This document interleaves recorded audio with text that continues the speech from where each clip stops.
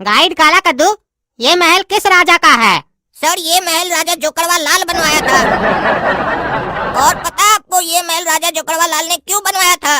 कटोरी को चम्मच हुआ था, उस खुशी में बनवाया था। कटोरी को चम्मच हुआ था, उस खुशी में बनवाया था? ये राजा पागल था क्या?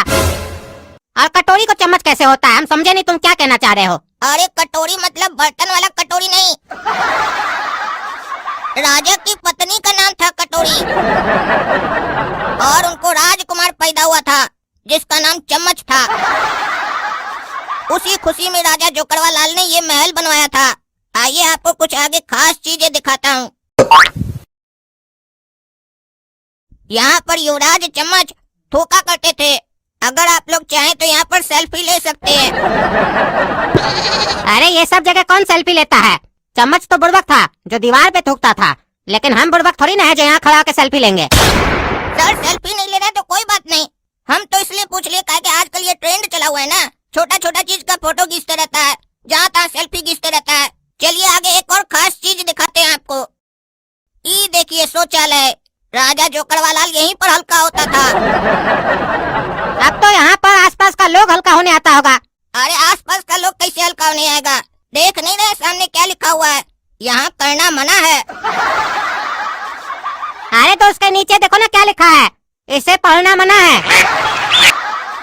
अरे ये लाइन तो हम भी देख रहे हैं कि इसे पढ़ना मना यहाँ लिखा हुआ है, इसीलिए तो हम लोग ये लाइन नहीं पढ़ते हैं। और आप भी मत पढ़िए, काहे कि लिखा हुआ है इसे पढ़ना मना है।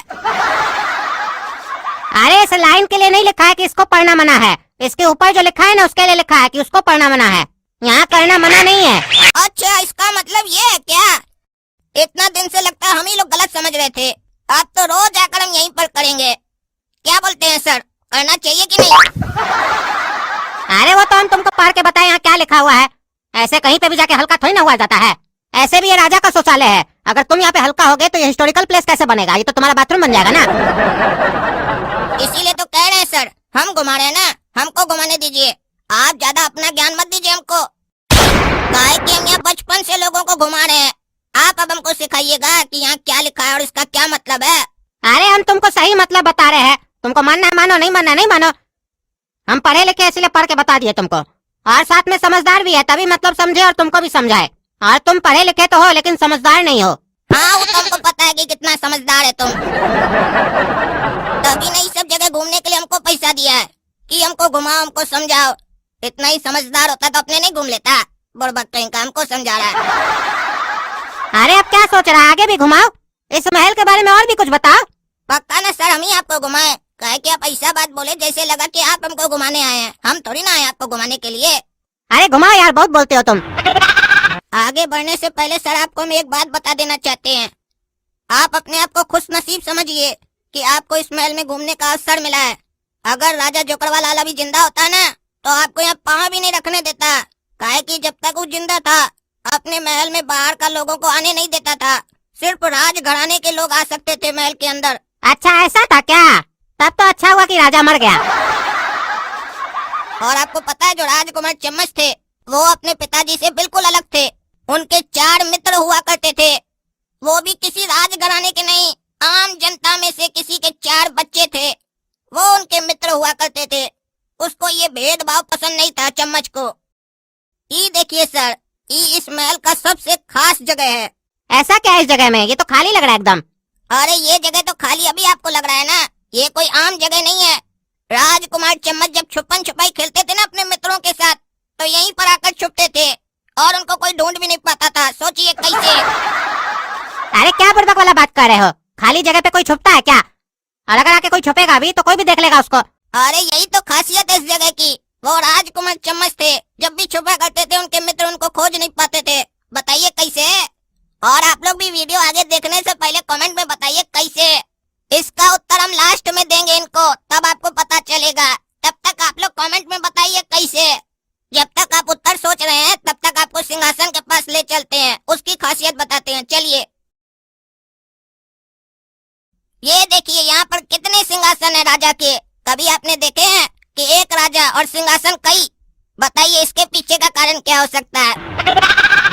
अरे आज तक हम ऐसा नहीं सुने हैं, राजा एक है और सिंहासन इतना सारा। तुम बताओ क्या कारण था? राजा पागल था क्या? अरे पागल नहीं था राजा। जब उसको किसी को सजा देना होता था तो इस सिंहासन पे बैठता था, जब किसी को छोड़ना होता था तो उस सिंहासन पे बैठता था, और जब कभी अपने परिवार का सदस्य को सजा देना होता था तो इस सिंहासन पे बैठता था। काहे वो एक सिंहासन में बैठ के सजा नहीं दे सकता था और छोड़ भी नहीं सकता था? ये सब फालतू का खर्चा करता था। अरे यही तो सस्पेंस है। राजा जो इतना सिंहासन रखा था उसके पीछे का कारण पब्लिक को यही बताया था जब तक वो जिंदा था, लेकिन उसके मरने के बाद पता चला कि उसको बवासीर था। एक जगह बैठ ही नहीं सकता था राजा, थोड़ा थोड़ा देर में इधर से उधर बैठते रहता था, और लोग को उसके जीते जी कभी ये कारण पता ही नहीं चला। अच्छा अब हमको बताओ, राजा का बेटा छुपन छुपाई में कैसे जीत जाता था उस खाली जगह पे छुप के भी? अरे इसका उत्तर हम आपको पहले ही दे दिए थे, उस सवाल करने से पहले ही, कि इस महल के अंदर बाहर का कोई भी लोग नहीं आ सकता था, सिर्फ राज घराने के लोग ही अंदर आ सकते थे। तो जब चम्मच का मित्र राज घराने का था ही नहीं तो अंदर कैसे आता? और अगर अंदर आता नहीं तो चम्मच को खोजता कैसे? वो लोग बैठकर बाहर ही खोजते रहता था महल के बाहर।